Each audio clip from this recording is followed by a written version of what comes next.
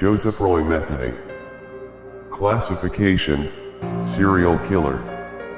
Characteristics: mutilation.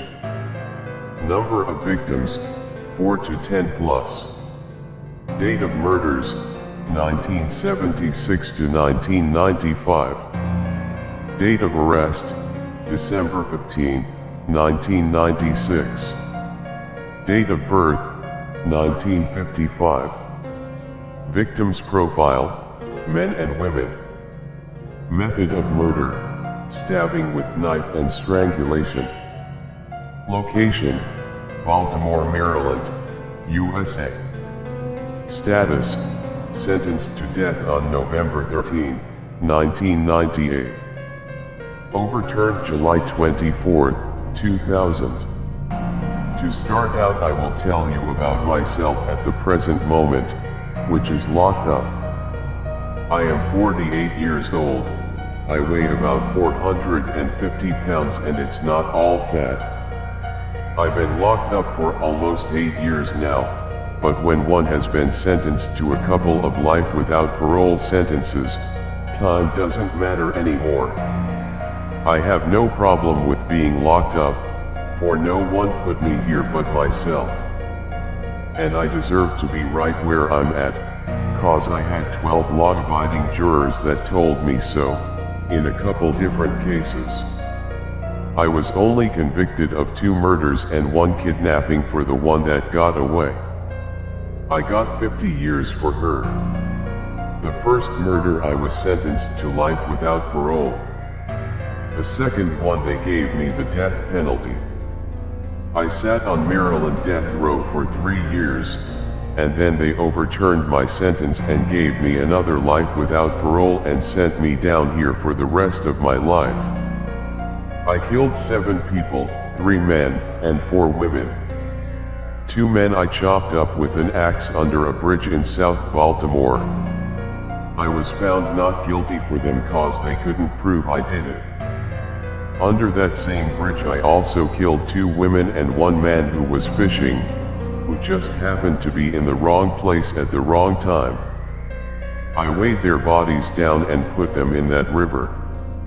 I showed the police where I put them about 3 years later, but they couldn't find them. So they could not charge me for them. My murder rampage started out as revenge, but ended up as a passion for the taste of blood and the overwhelming sense of power one gets for taking the life of another. It all started back in July of 1994. I was at work. I was a truck driver. I was working overtime this one night. Then I got off and went home as I always do. But when I opened the door and turned on the light, I noticed there was nothing there. My old lady had taken everything including my son and left me. Her leaving was not my problem. But she took my 6-year-old son with her. She was a crack addict and a worthless piece of shit. I would have paid her to get out of my life. All she had to do was take my son over to my mother's house and she could have had everything else and be gone. I found out about 6 months later she had moved on the other side of town with some asshole that had her out selling her ass for drugs. They got busted for drugs and they took my son away from them for child neglect and child abuse. I had no chance of going to social services and trying to get my son back due to my past criminal record. So I took it upon myself, with the hatred I had for these 2 who lost my son, to go looking for them. I had found out from someone that they was going under that bridge and getting high with some homeless motherfuckers who lived under that bridge. I went under there looking for them. They were not there, but the 2 homeless motherfuckers that got high with them were down there. They were passed out on some old stinking mattress and that's where they were when I left, except they were dead from being chopped up. That same night I lured the first crack whore down under that bridge. I got her high and was trying to get information out of her about my old lady's whereabouts. She acted like she didn't know, so I beat the hell out of her and raped her ass, then killed her. I put her in some bushes and went and lured the second bitch down there.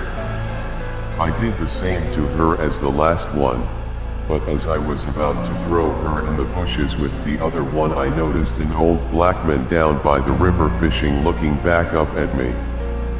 I grabbed a steel pipe that was lying by and ran down on him and laid his head wide open. So I put the two girls and him in the river and weighed them down with rocks. That was a very busy night for me, 5 murders within about 7 hours.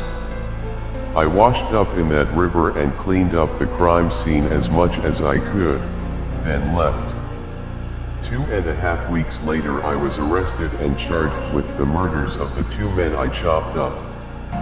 I spent close to 18 months in Baltimore City Jail waiting to go to trial. The trial lasted 1 week and it was thrown out of court cause of lack of evidence. I was free again. I went back and talked my old boss into giving my job back to me at the pallet company. There was a little trailer on the property, so I told my boss to let me stay there and I could keep an eye on the place.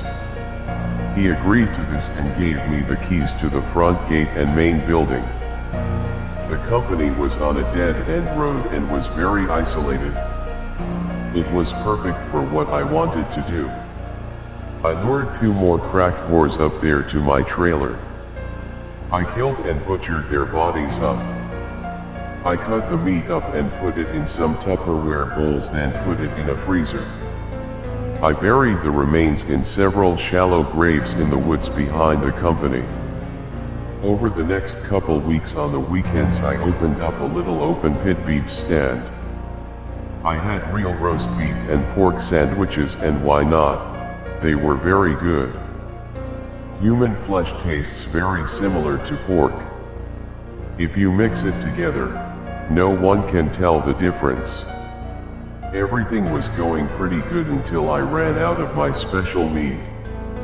So I lured another bitch up to my trailer. I got her in there and started to rip her clothes off, and knocking the hell out of her. She was screaming, but there was no one around to hear her except me. And I just kept on laughing at her. I turned around for a split second, and that was my mistake, for she ran out the door before I could get to her. There was an 8-foot chain link fence with barbed wire on top of it around the front of the company. There was a stack of wooden pallets next to the fence about 10 feet high. That bitch scaled those pallets like a monkey and jumped the fence, and ran down to the main road where some guy in a pickup truck picked her up and took her to a nearby gas station where they called the cops. Well, I knew the cops were on the way, but I didn't run. I gathered up her clothing, grabbed the keys to the gate, and went out and opened it. Soon as I stepped out the gate, a cop car pulled up. And the cop jumped out and pulled his gun on me and told me to get on the ground. And that is where it all came to an end. They took me down and booked me. She had told them that I said I was going to kill her like the rest. Which was true. They had me sitting in a little room down at homicide, drilling me, and damn near kissing my ass, trying to find out what I had done. They pulled me out of city jail every day for 1 month, taking me back and forth between the company and the bridge. I had them going crazy over at the company digging up the remains of those 2 bitches there. Cause I had their remains buried in 7 different holes. The only thing I feel bad about in any of this is I didn't get to murder the 2 motherfuckers I was really after. And that's my ex-old lady and the bastard she got hooked up with. Well, that's my story. Horrible but true. So the next time you're riding down the road and you happen to see an open pit beef stand that you've never seen before, make sure you think about this story before you take a bite of that sandwich. Sometimes you never know who you may be eating.